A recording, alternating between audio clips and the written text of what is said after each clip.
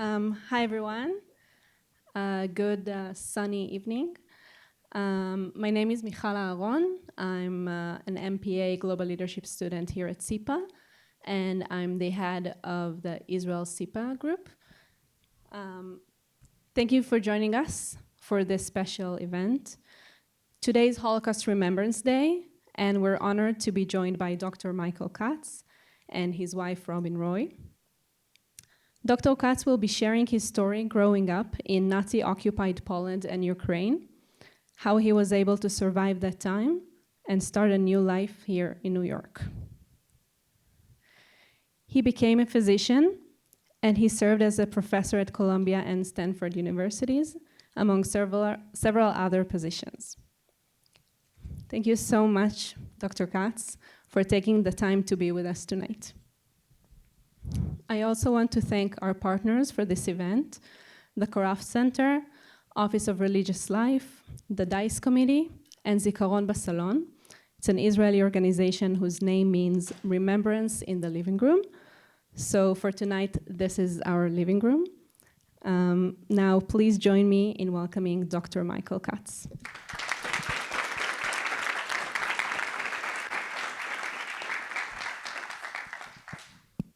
Thank you very much. Can you hear me?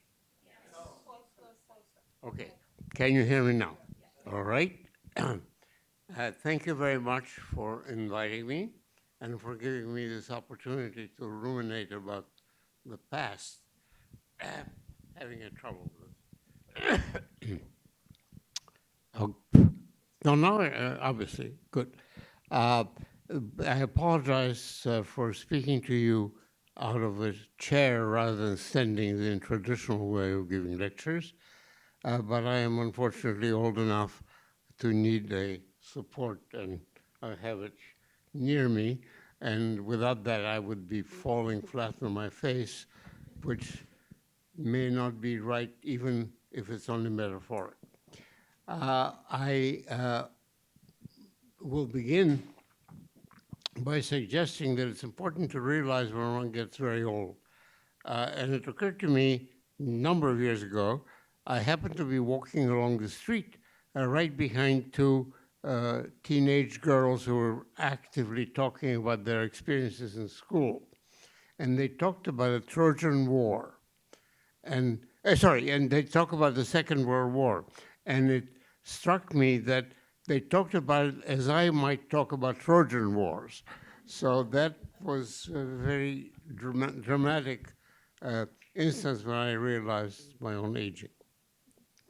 I feel that these meetings have a great importance to the point of not convincing people of what happened, but telling them how it happened and maybe, but just maybe, finding a way of averting such tragedies.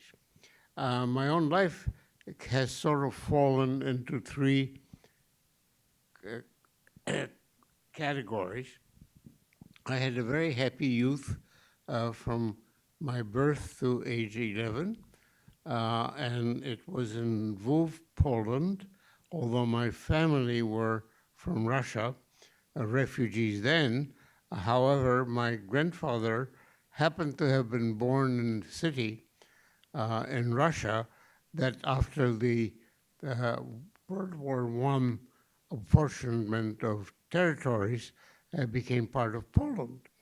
And there was a joke about that because it was that the inhabitants of that city, when they learned that they were in Poland, were very happy that they would no longer suffer these terrible Russian winters. But my grandfather, because of that, could bring with him his two daughters, the older of whom was my mother, but the rest of my family and my paternal family, whom I never met, were all in the Ukrainian side of Russia during the Tsarist times. My early youth was about as comfortable as one can hope. I had a loving grandmother who presided over many things. My mother was very active. And my parents were very responsive in all other ways, and I was very happy. However, the first wrinkle occurred that my parents got divorced when I was 4. And that wrinkle was straightened out by the fact that although they were divorced, my father was very much in the picture and part of all decisions about my progress, schools and such. But my stepfather, whom I acquired, became enormously parental to me. He had no children of his own, and I would have difficulty to distinguishing whom I loved more because they were so good to me. However, the war started, found me in Warsaw, where we were living by that time, and within 1 month, Warsaw was substantially damaged by bombing and occupied by the Germans in a war that was never declared by anyone and in which both the United Kingdom and France joined by virtue of their pact. And so we were totally left on our own with bombs constantly falling. But when all that ended, Warsaw was occupied by the Germans, and gradually, almost with every passage of any day, tightening of difficulties occurred. Minor things seemingly, and major things definitely. Among the minor things was a reduction in availability of food. Uh, when the Germans occupied us, they issued carts that allowed you to buy food as sort of restrictions. And we were limited in number of calories that we could have.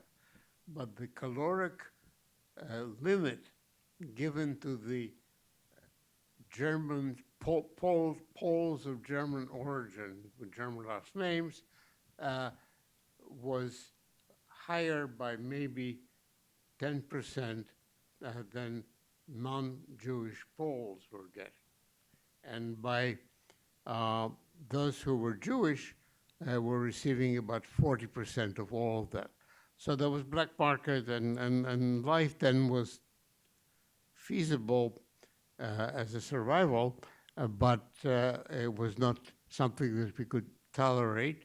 Moreover, my stepfather happened to have gotten stuck on the eastern part of Poland, and by the end of Germans occupying Warsaw, our country was divided into 2 halves. And the eastern half was under the Soviets, and the western half under the Germans. Moreover, the joke was on us, because we all welcomed the Soviet troops by expecting that they came to help us and prevent the Germans from continuing. Far from it. They made a pact with the Germans, and they were simply dividing our country. By the time this became difficult to tolerate, my mother, by some means that I am not familiar with, found a way for us to get back east to the eastern part of Poland, now occupied by the Soviets, where my grandparents were still living. And we did this one late night over a distant forest, and my stepfather was there to meet us. I never found out how he learned about this. However, there was some communication. And from that point on, until almost 2.5 years later, life was essentially, quote, normal, to the extent that there were schools, the people were resting at certain days, people had jobs, went to their jobs, there was public transportation, and there was theater, there was opera. And then on the early part, or the late part of June, 2.5 years later, the Germans attacked. Operation Barbarossa, it was called, and they decided, without warning, to overcome the Soviets and started coming. And it took just about 3 weeks for them to reach us in Warsaw, and they occupied Warsaw. My wife is signaling me. What? Yeah, I'm thinking. That was a quick trip back. And I went to school, and the curriculum followed the Polish curriculum.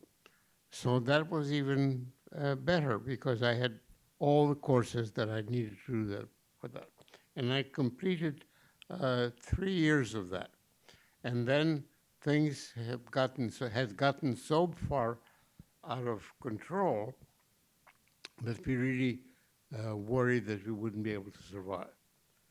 And one day, we heard rumors about something terrible happening, and it did. What it was that although my mother, who had to work and was working in something that was very similar to the Schindler's group, there were a lot of people sewing uniforms and such. She worked there. My grandparents did not have to work because of their age. I had to work because all Jews had to work from the age 12 on and were not permitted to go to school.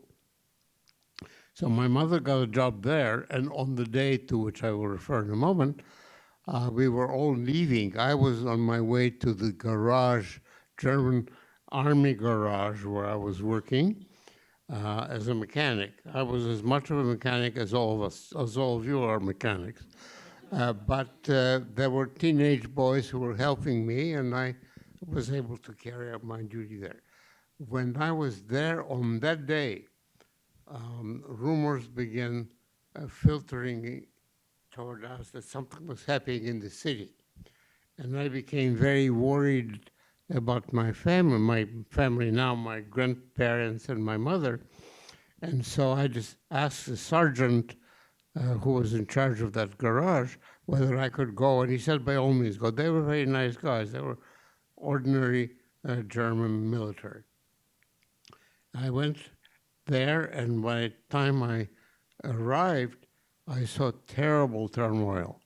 And I was told that tracks had come and took away about 80% of all the workers.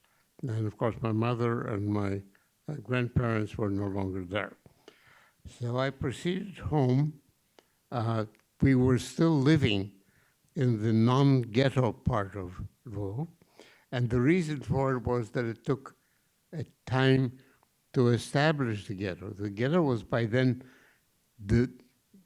established by its geographical, topographical restrictions, but some of us were still living in the non-ghetto thing and had to move very quickly to that. So the events that I will describe in a second were unexpected because they were within the entirety of the city, whereas many of the other events of that nature in other cities occupied by the Nazis were restricted to the ghettos which there existed. So they were a little bit less obvious. So having learned about what happened, I proceeded home to the old place, which was still where we lived. One other thing, before any of that happened, our identity cards had been taken away. All of the Polish and Jewish cards were taken away, and they came back with an extra stamp. And the stamp on my ID card was on the back of it. The cards were divided into 3 sections and folded that way. And when they were folded, the back page, empty, had a stamp on it. When my mother's card was placed in that position, the stamp was inside. That turned out to be a difference between life and death. And the reason was that our cards had been taken away to make that selection. And I, because I worked in a German army garage, received the stamp on the outside, which was a signal to those SS people who might stop me, let him go. Everybody else was picked and disappeared. When I learned about that, I stood on the corner of a street which was right next to where we lived, feeling, having learned that there was nobody at home anymore. And I was 14 years old. And I suddenly realized that I was alone. And that was probably the worst experience I ever had, because after that, I had compensated for all such feelings. So in the process of thinking about it, I spoke with some of the passerbys and began thinking that what was happening to me was horrible, obviously. And I got very angry. I got angry to the point of intensity. And I now realize, or have for many, many years now, that probably saved me, because it was kind of an antidote to depression. And that happens, in fact, in reverse, where certain humors in the human brain become more active, and ordinary, quote unquote, depression strikes me. I think there are people in this audience who can probably figure it out better. And so when that happened, I decided to go back to work. And the next morning went there, and we were gradually advised to stay there overnight, because who knows what might happen. And the army was, in a way, protecting us. And so we were given hay, placed it on floors, and slept there for several nights. In a while, all of that changed, and we were now no longer permitted to leave, and were taken to a camp that was opened virtually across the street, but maybe a bit of distance, called by the name of the street, which in Polish feminine was a genitive saying Janowska, meaning that was the name, and the male would be Janowski, so there was a female name. But anyway, doesn't matter. And they were no longer permitted to go. So fundamentally, I became a prisoner of a concentration camp that was not yet developed to the point of destruction. Ironically enough, this is the camp, or was the camp, in which was the first to become a killing camp. Until then, there were murders in the camp and people were dying, but there was no massive killing. The Janowska started with that. And after being taken many times to work and then brought back, I realized that this was not going to be tolerable for any length of time. And I observed the fact that the number of guards who were surrounding us was reduced at night, because we were in barracks that were locked. And there was total darkness. The surrounding wire fence that delineated the camp did not yet have electric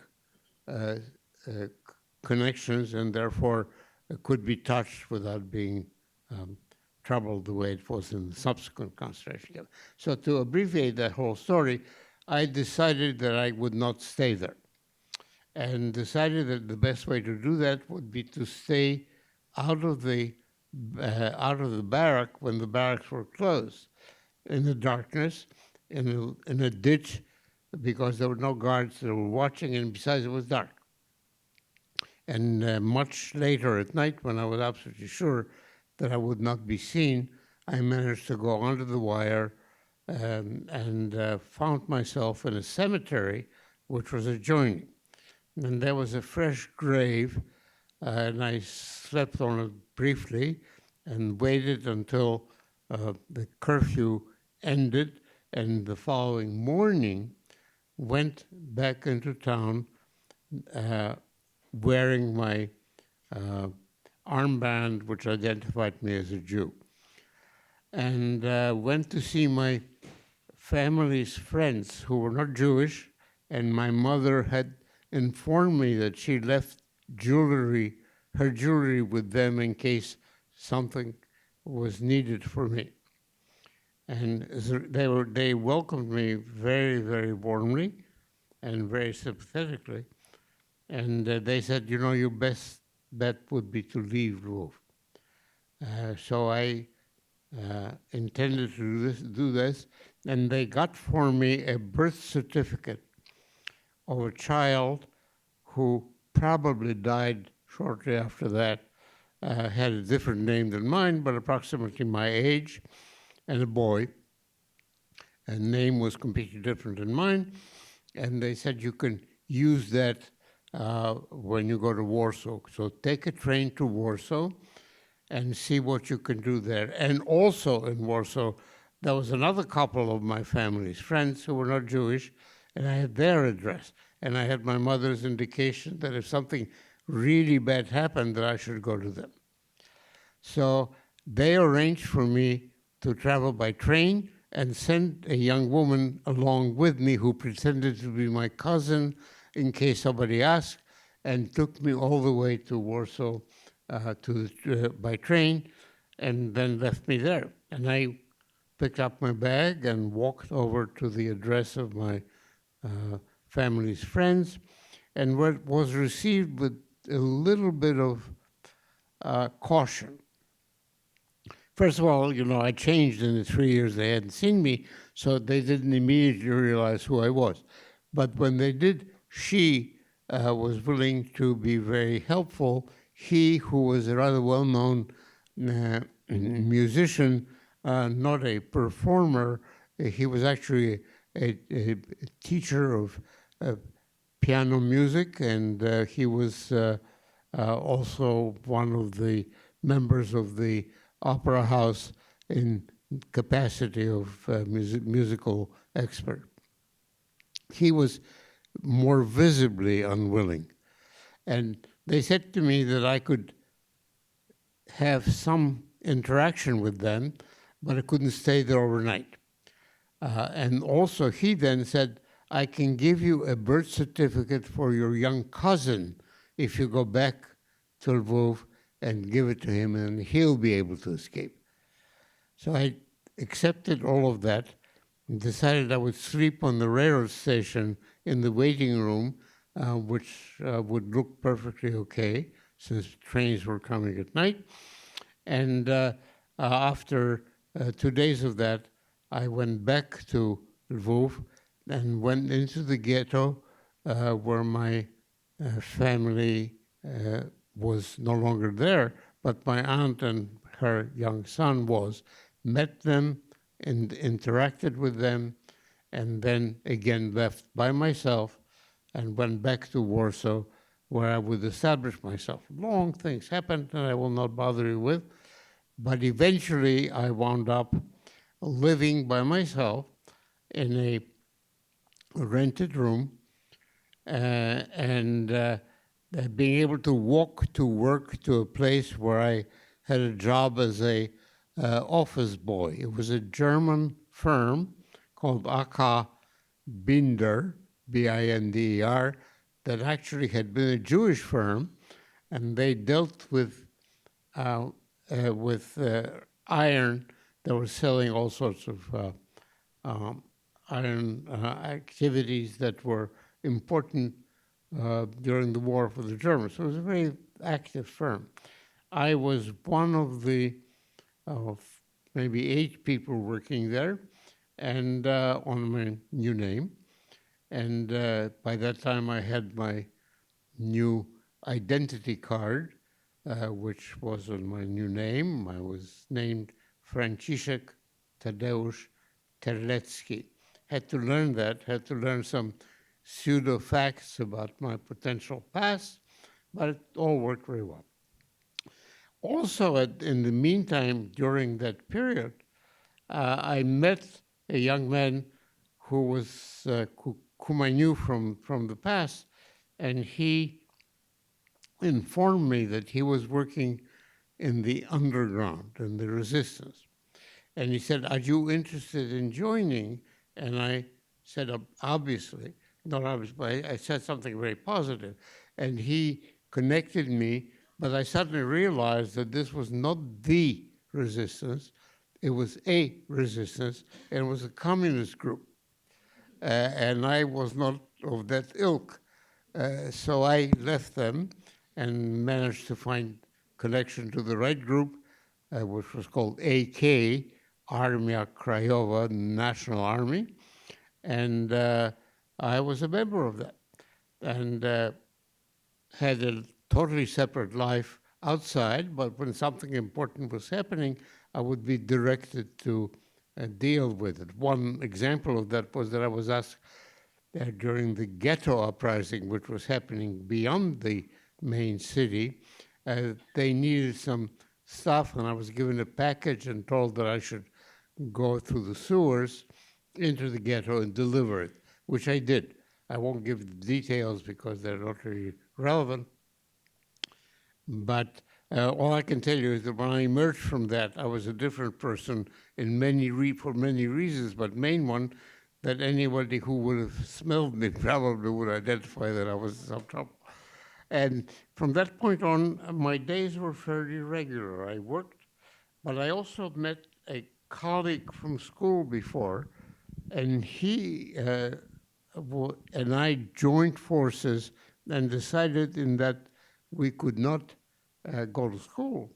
We should keep up with evolution of education, and got some textbooks, and we were studying on our own. And I'll come back to that much later, or somewhat later. But that was what the pattern was.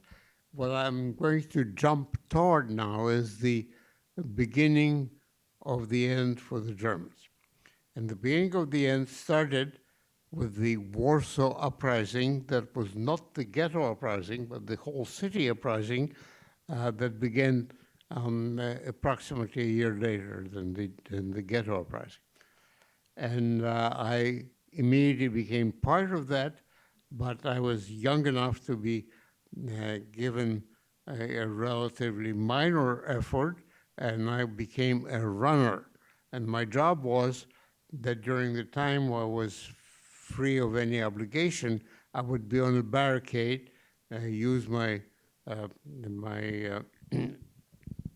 weapons and shoot toward the Germans where they were, but I was otherwise given a specific assignment where I could go through the city, which requires some maneuvering, and deliver something or pick something up.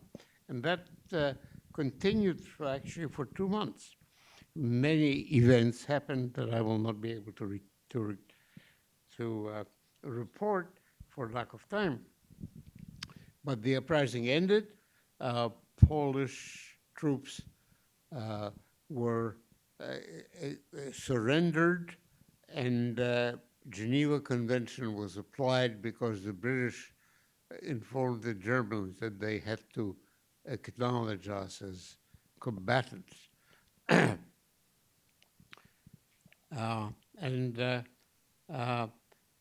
the remainder of my time was entirely different. I was evacuated from Warsaw to Krakow, and with a hospital in which I worked during the uprising, which I connected during the uprising,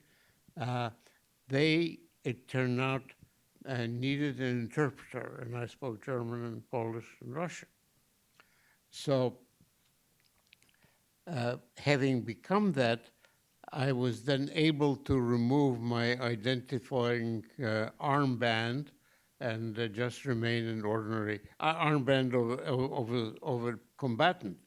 Uh, and then after 3 nights of sitting at a railroad station, we were all sent by train to Krakow, and life became steady. I can't say it was normal, but it was steady because, we worked and we slept and were relatively free. And very shortly after that, we were liberated by the Soviet troops, and Poland was restored. And my only desire was to finish school so I could be able to leave Poland by some means, didn't yet know how. My wish was to leave Poland. My wish was to leave Europe. My wish was to leave the world. But I wound up leaving Europe. So what happened was my friend and I, who were studying together, were given examinations to place us in a particularly appropriate grade.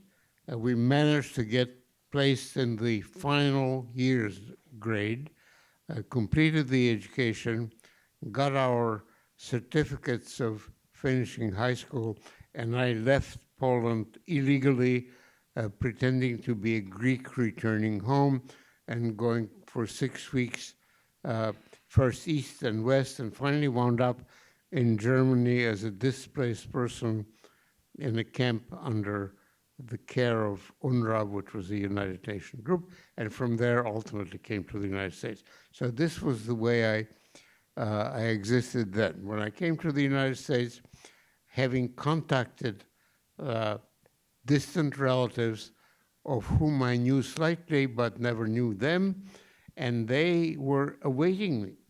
And when I got off the ship that brought me to the United States, I saw two people there, a young girl and her father, and they were relatives.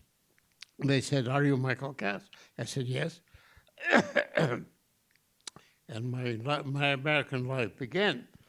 My one desire when I came to the States was to continue my education. And there were many organizations that were managing refugees. So I was invited by them to be interviewed. And I came to see them, and they said, "What are your plans?" So I said, "My plans are to go to the university." They said, "No, that's not for you." Why is it not for me? Because what you should do is you should learn a trade, and then when you'll earn money, and then when you have children, they will go to university.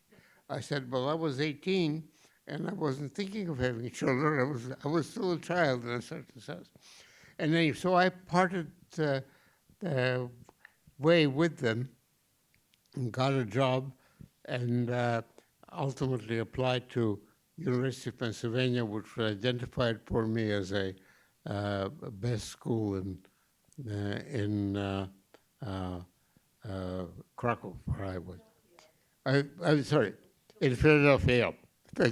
If my wife weren't sitting here, I would be mistaken. She's correcting me because my brain no longer functions as it did in the more distant past. Anyway, so I was admitted to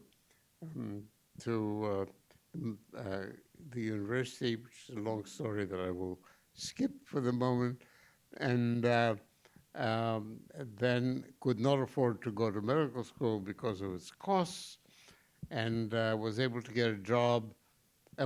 First of all, was admitted not only to undergraduate, which I completed, to the graduate school in biology, zoology actually, and with that knowledge that took 2 years of my course, I was able to get a temporary job at Queens College in New York, which was a city college, and I taught the basic biology course in one of the sections. This turned out to be an entree into medicine. Very interesting, but pure chance. All I did was attempted to earn some money. And the fact that I was working as an instructor in Queens College, which was a state and city-owned institution, I became an inhabitant of New York, and I was entitled to scholarships. I said, do they give scholarships to medical school? Only if you apply for them and if you're worthy. So I applied for it, got it, and I had the scholarship for all 4 years of medical school, so I could afford it. Anything else was extra and not always available. And then the rest of my life is different, so I'm just going to stop at this moment and answer your questions, if any, or make comments. And if anybody of you wants to specifically ask, I'm sure you'll be able to do that.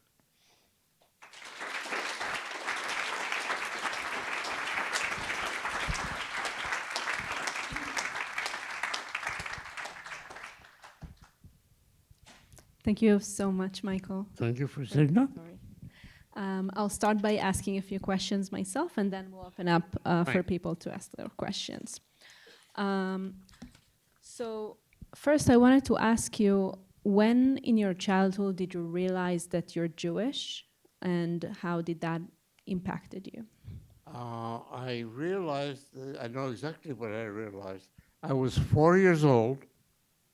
One of our maids purely casually referred to my being, quote, Jewish, unquote, and I had no idea what it meant.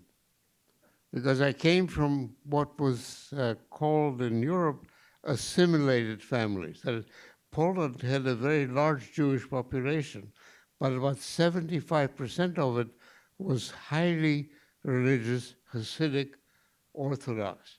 And the remaining group were, quote, assimilated, meaning that they didn't have any stigmata of Judaism, that they worked differently, they were part of society. There was still anti-Semitism, but it was, in Poland, it was basically in the rural areas among the mainly uneducated people. The educated people were much less much less susceptible to anti-Semitism. So I was 4, and I learned what it was from my grandfather, what it was to be Jewish, because he explained it to me, but he wasn't religious himself. And so at the end, I never had a bar mitzvah and so on, but that was all I can tell you. And how did you feel when the restrictions against Jewish people started gradually, and you didn't even identify yourself as a Jewish? How do you perceive them? I went to a private school, but my family was financially very comfortable, and we only had 11 pupils in my class, 12 at one point, and then eventually 11. And about a third of them were Jewish. Another group was Roman Catholics. Some of them were Ukrainian Roman Catholics. Others were Polish Roman Catholics. And fundamentally, that was it. So I had there was the only thing that was there of some relevance, I'll just give you a brief clue. Religion was a required course in Poland. Religion, didn't matter which, but it was religion. And so 1 hour a week, we were divided into 3 groups. One group was Roman Catholics, one group was Jewish, and one group was neither, some Protestants, usually probably the Germans in the background. And the rabbi was teaching the course, and he told us about a war. I'm forgetting now the specific war, in which, what? Yeah, Jericho. where God stopped the rotation of the sun to make the day longer so Jews would be able to fight in the light. So I raised my hand and I said, I'm sorry, but obviously that couldn't be because it's the other way around. The earth is rotating. And so the rabbi said, but people, but people thought otherwise. So I said, but God must have known. And then he said, sit down. And that was the beginning of my atheism. The restrictions against Jewish were presented gradually, and you said you were wearing an armband. What other restrictions were there, and how did you experience anti-Semitism when you had these on you? I can tell you, not that I'm not hiding, I really never experienced anti-Semitism until the Nazis. I had friends. She's asking you when the Germans were there and they began restricting life, what things did you experience? Well, yeah, that's of course that's a very important point because things got worse almost day by day. First, nobody had to wear armband. A few days later, we all had to wear armbands with a Star of David and a sign. Anyway, on the right arm, above the elbow, and wherever you were out. By the way, this was the only area under the Nazis that didn't use the other emblem, a yellow star on one's left chest. For some reason, they decided that the area occupied by them that had been part of Poland would have the other identification. So that it was possible for me then, as I was working for that German garage, to take a trolley to work. One day, and by the way, the trolleys were marked. Every third trolley had a sign, Jews permitted, and the other two were signed not for the Jews. So you had to wait longer, obviously. One day I was waiting for the trolley, and the first one came and says, nicht für Juden. The second one came, nicht für Juden, and they all were nicht für Juden. And all the ones that said the Jews were permitted were no longer running. So then I had to walk an hour to work, but that was okay. During those walks, there were many hooligans who would be just simply playing games with us. By that I mean playing games, not having us as players, but they're using us for their games. And you could be just beaten up by some teenager because he saw that you were Jewish. But that continued quite tolerably, even though food rationing got worse and worse and the ghetto was being developed. One night, we heard a shot, and suddenly there was a banging on our door, and SS came in, and without much discussion, looked at whoever was there, which was my mother, my mother's sister, her son, I, and my grandfather, and my uncle, my mother's brother-in-law. And they took these two younger men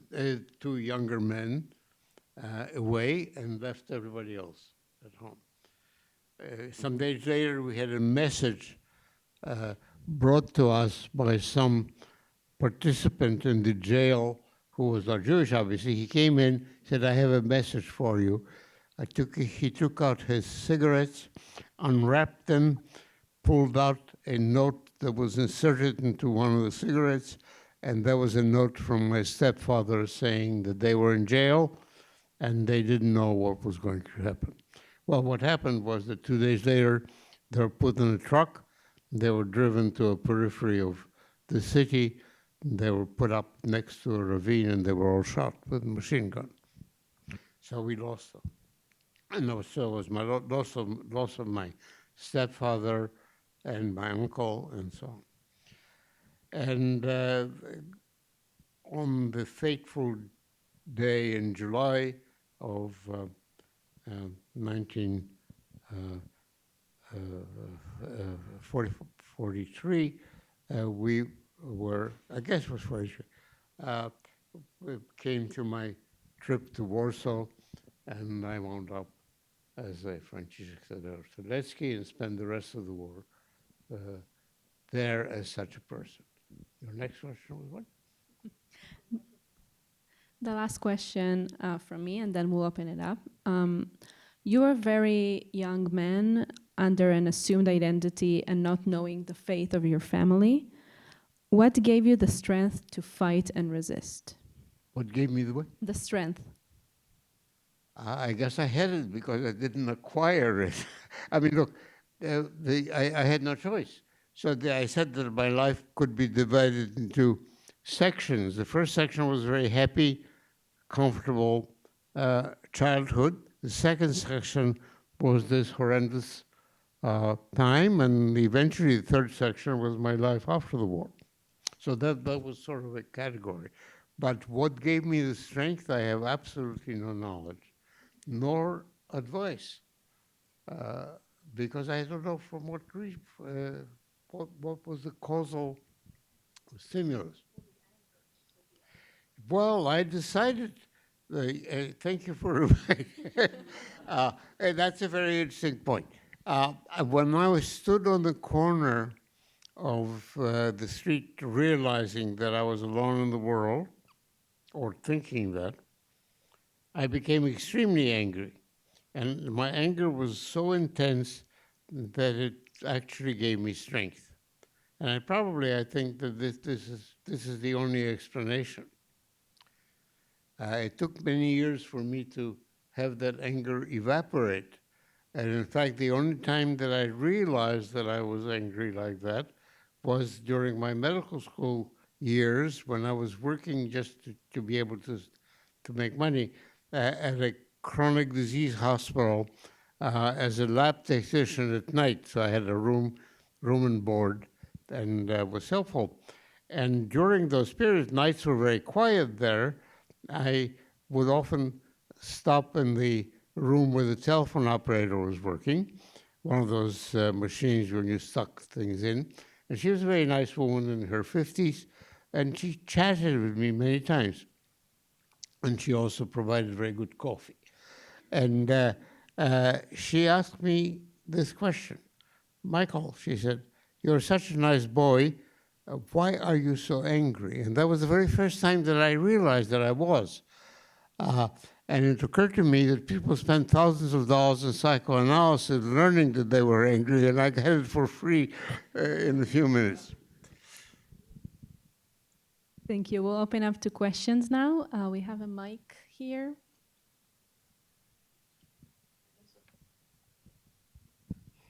Other friends of mine who went through something comparable to what you went through have been subject to depression later in life. And when I asked you why you never seemed to be depressed, you mentioned this anger. And I wonder if you could say a little bit more about whether anger saved you from depression.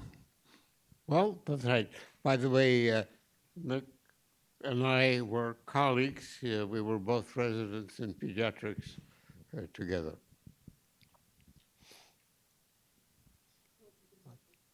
I'm sorry? What was the next question? About to tell a bit more about how you did not get to be depressed. Sorry? You did not fall to depression after what happened to your family. I You weren't depressed. How did the anger affect your life? I wasn't depressed. I am not depressed now. I have not been depressed for the past 70 years, I guess. Who knows? But I do get angry periodically, and I had that experience during my internship when I finished medical school, I was an intern at UCLA hospital. And there was also perception of anger that people had, my anger that people who met me said was very mild. So probably it continued at a lower level. That's all I can say.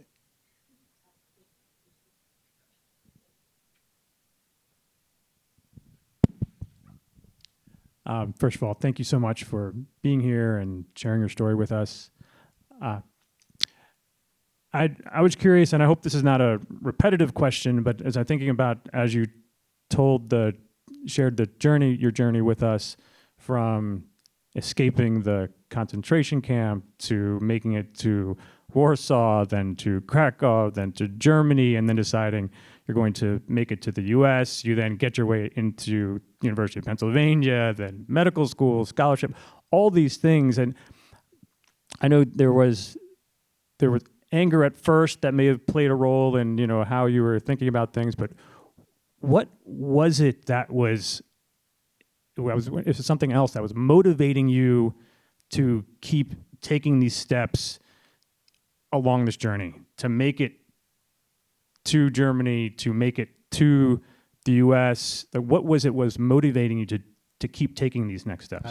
Well, it's very hard to answer what was the biggest stimulus. I mean, at that point, I would have gone to Mars if one could possibly do it. I wanted to leave the Earth. I can assure you that I wasn't pleased with anything that I was encountering. It was a very complicated trip that was very ultimately left me as a displaced person and made it possible for me to be a refugee. And I had potential choices of different countries, all of them out of Europe. And I succeeded by coming to New York, Philadelphia, and became really Americanized. When I came here, my first intense desire, and that relates to my conversation with that professor of English, intense desire was to learn English perfectly. And I assigned myself 10 years to achieve that. And I can tell you that I believe that I have achieved that I had achieved that, and that's why I'm correcting myself. and realized that many refugees lived in multilingual situation. Fortunately, when I think back of my family at home in Poland, we had and they, as I mentioned before, were from Russia. There was a rule in our family, not two languages at the same time. And so I was not permitted to do that. And because of that, I was able to learn German from my governess and Russian from my parents.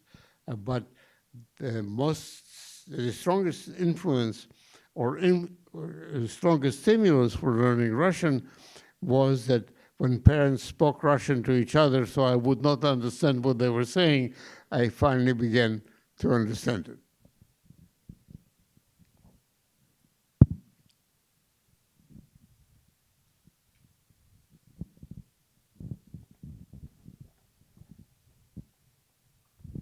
Hi, Doctor. Thank you so much for the talk. Really appreciate this. My question for you is, having witnessed one of the toughest and darkest history in human history, toughest period in human history, how do you see human nature coming out from Second World War? And do you think it's more good or do you think it's more bad? And how do you deal with it? What's your assessment of human nature? Thank you. I just need to hear it better. Yeah, what do you think about human nature after experience? That's what I think of human nature. It's a very interesting question. You know, we are all descended from chimpanzees. And chimpanzees are rather aggressive animals. And there's a parallel group of apes that are not chimpanzees, and they're very peaceful. So wrong ones made us in a certain sense. But to be serious, I don't know how to deal with that. I mean, the fact that we're gathering here together uh, is to be sure that you as a generation are aware of what is going on. You probably are aware to begin with, but this kind of information is important. But many, many people don't give a damn. And that, I don't know how to overcome that. So I cannot give you an answer, much as I would like to be able to know it. Do it? Advice. Advice. No, I don't think I can give it. Well, maybe make decisions firmly. One of the problems that many of my colleagues would vacillate. Should I do this? Should I do that? I, for whatever reason, never had that. I would analyze a situation and said, I'll go this way. And no matter what others may have been trying to divert, I would stay with it. It truly has helped me in medicine because there are emergencies when you have to act very quickly. And that was extremely helpful to me as a learning experience. So many. Piyush.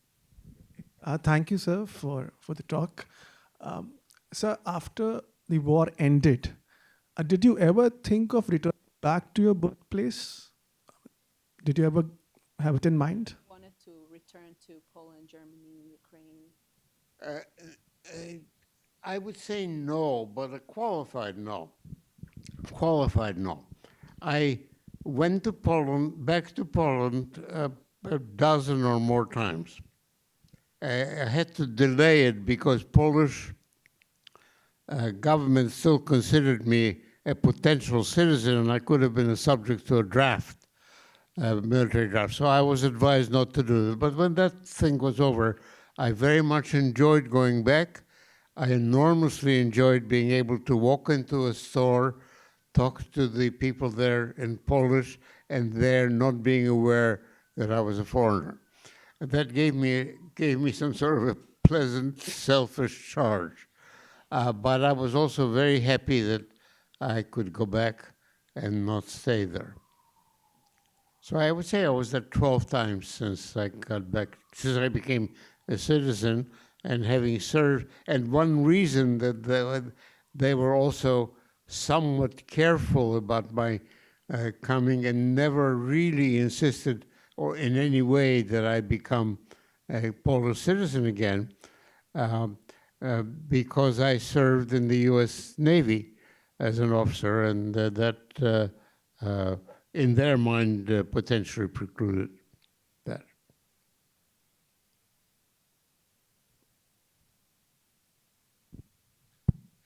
What have your experiences during the war and maybe afterwards taught you about religion, specifically Judaism, and about God?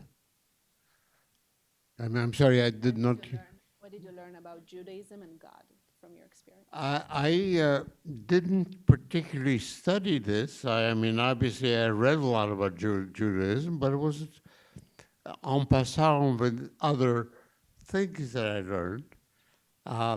When it comes to a matter of God, which are personal, but I do not fear of sharing it, I am an atheist. I do not believe in God. But I will tell you a paradoxical philosophical feeling.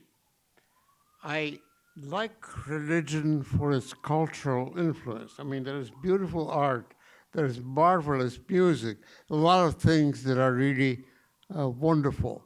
So I can only answer your question very specifically, that I would be religious if I didn't believe in God.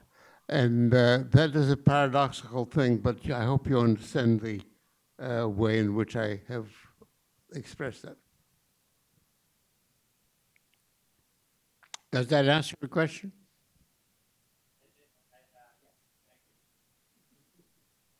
Thank you. By the way, I participated in some religious activities, not because I wanted to, but because I had to.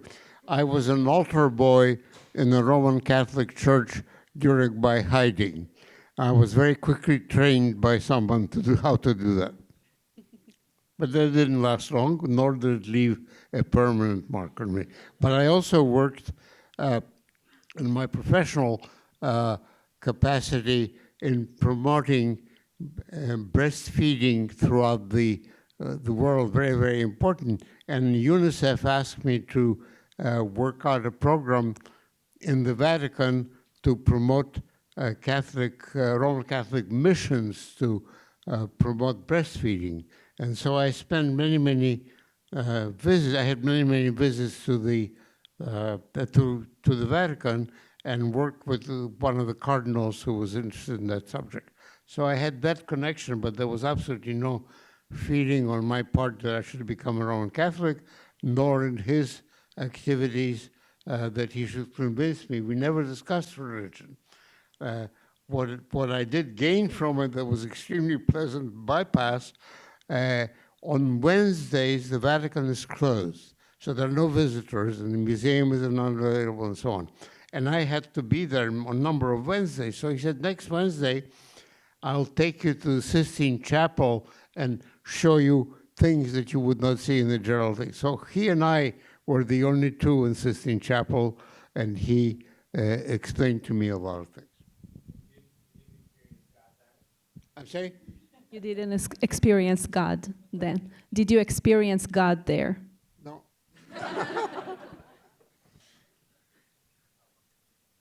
Thank you again very much for speaking with us. I'm here. My question is, you described how you found out that your family disappeared, essentially, but you didn't really say, how did you find out eventually what happened to them after they disappeared? So when and how did you find out? You wonder how I found out that my family perished. First of all, it took a very long time for me to learn that. And my impression, not just automatic, but the way these things were expressed, the Germans announced, even though they didn't hide the fact that they were collecting Jews, that they were sending them to work in the east, in the Russian areas. So I was under the impression that they were in that category, and fully expected earlier and somewhat expected later when the war was over that maybe one of them survived. So I took an enormously strong effort to try to find out. And I discovered, and the late British historian, I always forget his name. What? That doesn't matter. Who wrote about the Holocaust? It'll come back to me. One of the things about being old is that your memory is slower. So at 3 o'clock in the morning, I'll wake up and I'll remember what I wanted to do at 4 in the afternoon. But that's all right. And he and I discussed that. And he convinced me that virtually none of this was ever true. So I attended sessions where lists of survivors were produced, they were quoted on the radio and so on, sought any possible way of connection and never found it. I do know, having gone to Belzec, thanks to the historian, he introduced me to the curator of that museum, and we went through all the records, and we found the evidence that my mother, that the transport in which my mother and my grandparents came to Belzec was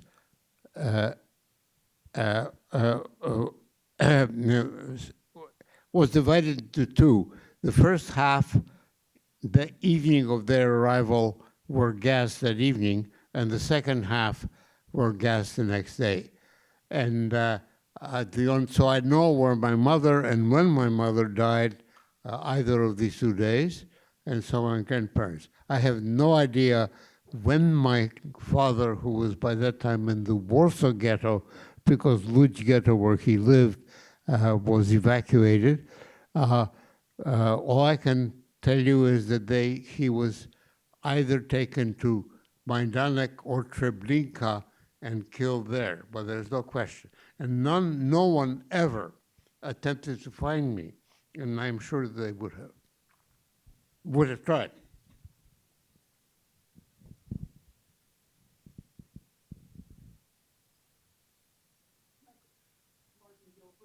Yeah, sorry, the historian was Sir Martin Gilbert. He died about 10 years ago. And we became very good friends because he wrote about Holocaust, a whole book about that, and he was very much interested in Zionism and so the first time he responded to my letter when I corrected something in one of his books about a fact that was erroneous. He wrote a very nice letter. I'm in Jerusalem, and I'm sitting here at noon. It's very hot. So I wrote back to him saying that it's always true between dog and Englishman who don't stay, yeah, that's right. Anyway, and we became friends and communicated, and he was very helpful to me with the Belzunce evaluation. Thank you so much for sharing your story here. During the war, what was your relationship with the non-Jewish Polish people, and how did they treat you? How did the non-Jewish Polish treated you during the war? Well, during the war, I mean, obviously, You mean when I was before still, he- quote, Jew, unquote, obviously I was treated in general. Most of Polish people, Roman Catholics, regardless of whether they were anti-Semites or not, were against the Germans and obviously were very much against what was happening to the Jews. There was a very well-known priest, Polish priest, his last name was Czechak, and none of you would be able to pronounce it, even if your life depended on it. So he wound up in the concentration camp himself, and ultimately came back and, in a way, apologized for his being against Jews. And his apology related to his opinion about the aspect of Jesus Christ on a cross, and he was obviously Jewish. So the whole thing was very complicated, but nobody actually did anything that way that I can answer your question. Do you say so? Because your identity was as a Christian, so nobody knew you. Yeah, that's right. Yes. I mean, after I left Warsaw, after I left Lwów, I came to Warsaw. I became a different person, and it is then that I was viewed as a Roman Catholic. No one ever questioned it. Do you believe that your mother loved you, and do you think that love gave you some of the spirit that kept you going through the rest of your life? Be my guest if you wish. I have absolutely no idea. I mean, I have no doubt that my mother loved me. I have no doubt that my father loved me. I have no doubt that my stepfather loved me. So there was a lot of love in our family. My grandparents, we were ordinary family with a lot of achievements, with some faults, with losses. My mother, for example, always made my clothes because she felt that those would be best fit. And she wasn't a seamstress.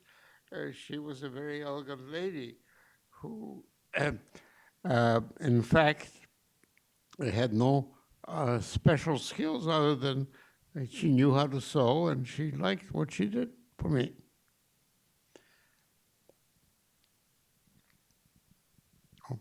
Thanks again so much for speaking with us. I just wanted to ask if you, I wanted to ask how you think our generation can best keep the memory of the Holocaust alive, especially as it becomes harder and harder to hear firsthand accounts and stories. Could you? How is our generation need to move on and remember the Holocaust when fewer and fewer Holocaust survivors are able to tell their story? How make me? Our generation. Yeah, but I mean, toward me. How can we remember the Holocaust? Well, I mean, first of all, you remember the Crusades? That is a very similar category. I'm not sure whether this happened before you were born or not is immaterial. What is material, of course, is how you learn about this. And this is a very important pedagogic step. And never take a single source as its ultimate. Find alternative sources, compare, look for mistakes. There's a whole body of literary science that offers tests. For example, what is your original and what is a plagiarism? Do you know how one can most easily identify plagiarism in any written subject? In English anyway, I don't know in any other subject. It is the use of semicolon. Because there's a teaching of how to use a semicolon, and only people who use it correctly are really being asked produce appropriate outcomes. And misusage of that makes it untrue if you attempt to make someone believe that it was written by somebody else. My wife is shaking her head, and I accept that. I will learn about the reason for it later.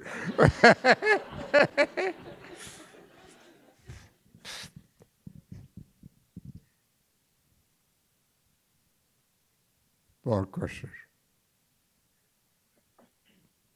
Hi, thank you so much. Since we're all here at school, I'm really curious what drove you to so passionately want to continue your education by yourself, in spite of all the odds, and then again, once you came to the United States, even in the face of people telling you not to, and why you chose medicine specifically. I'm sorry, I could not hear. What drove you to study and to invest in your education? I was always interested. You know, when I was about 8 or 9, I read a book by Paul Kreif, who was a professor, subsequently became professor of at the Rockefeller University, called The Microbe Hunters, and for the first time realized that there was a science that led to issues pertaining to health. There was a whole chapter about Pasteur and so on. And that was really a guide to a possibility. There were several other things that I thought of. My mother thought that I ought to be a naval architect. Why she wanted that, I have absolutely no idea.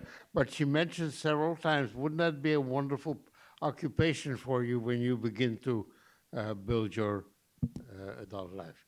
Had no answer and will never have it. Maybe you skipped in your first presentation, you skipped the story of how you got accepted to undergrad. So maybe you can share with us how you got accepted to University of Pennsylvania. Okay, that was somewhat amusing. As I mentioned, as my wife I think mentioned, I was asked by a Jewish organization who were bringing us as refugees. I won't identify them because I don't want to feel that I'm blaming them for it. But I asked them the question that my wife mentioned, what is the best, when they asked me, what do you want to do? I said, I want to go to the university. It didn't say for what subject. And they said, that's not for you. I'm now quoting. What you should do is become a tradesman, either a plumber or a electrician, and your children will be there. So I didn't, for whatever reason, But they may have been right, because if I were a plumber, I would be much richer than I am as a university professor.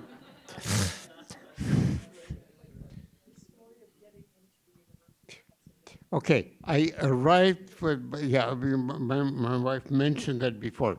I was told university, oh, no. Okay. But that's fine. We're very happily married. We have no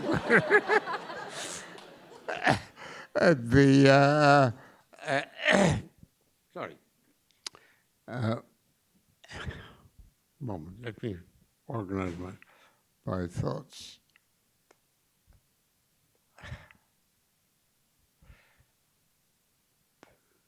I'm not sure where to begin.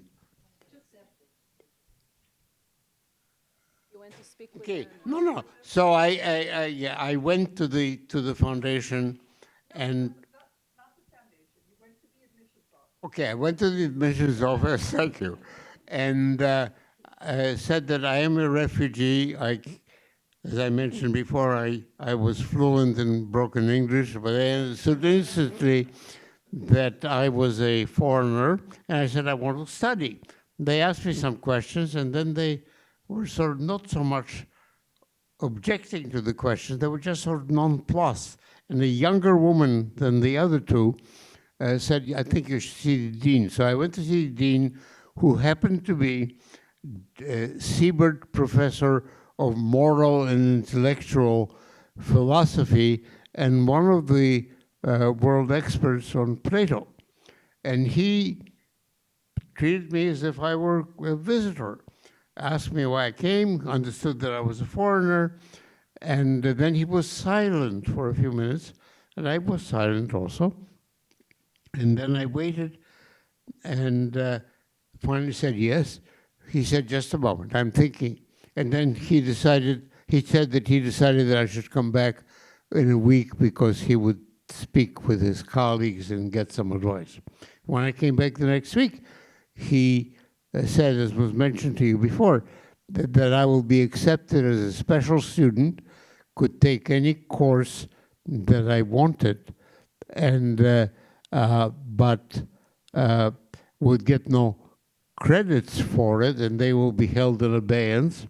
And when my papers proving my completion of the secondary school, which I left in Poland because having traveled as pretending to be a Greek, I couldn't carry Polish documents. My friends with whom I left it mailed it to me. There was no FedEx then, so it took a couple of weeks. And I then was able to produce them. They were translated, and I was accepted, as I mentioned before. I think, okay, the professor wants to ask a question. But that will be our last question. Oh, Lord, no pressure, right? Yes. Okay. First of all, I've been married 30 years, so I understand. Thank you very much. Absolutely appreciate it. I've read many, many books. The one book I've read multiple times is Viktor Frankl's Search for Meaning. I hope some people in this room have read it. He's a Holocaust survivor, and the basic premise of his book is that you control the emotions of the circumstances around you. So it sounds to me like you were controlling the circumstances around you with the emotion of anger. I'm wondering, as a lesson for everybody here, are there other ways of controlling that emotion so that you don't let the circumstances completely overwhelm you? I hope you heard me. I'm not sure that is an answerable question. I mean, okay. Hence a professor asking it. There we go. The most dangerous thing, in my opinion, is to be panicked, because you stop thinking rationally.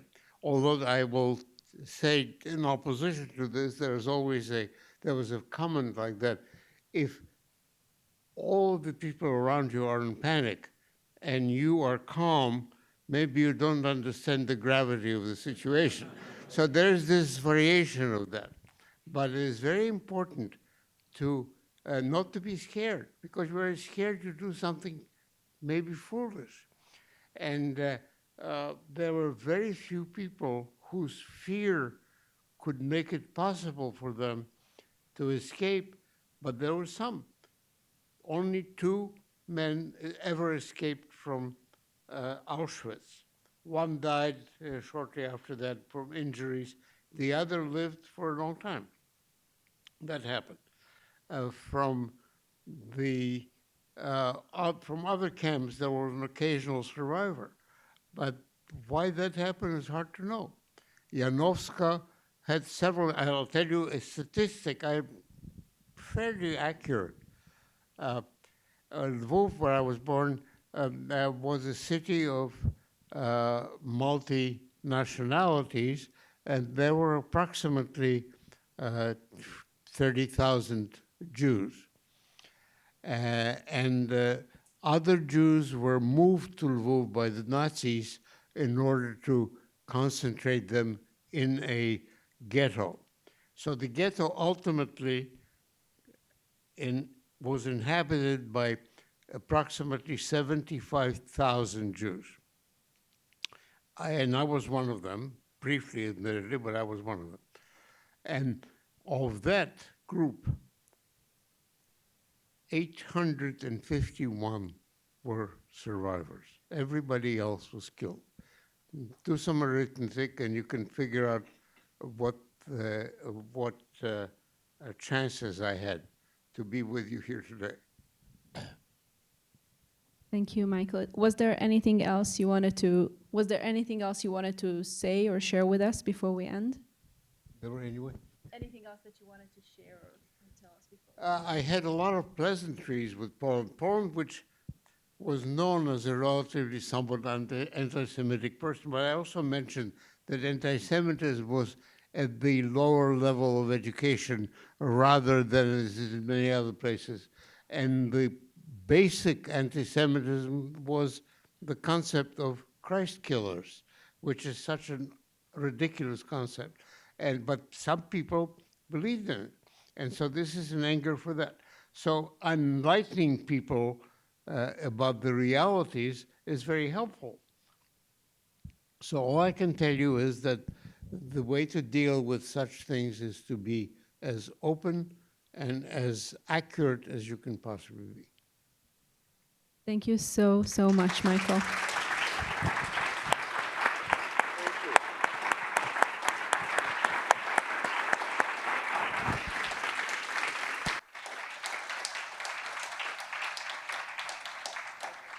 Thank you. I will not play an encore.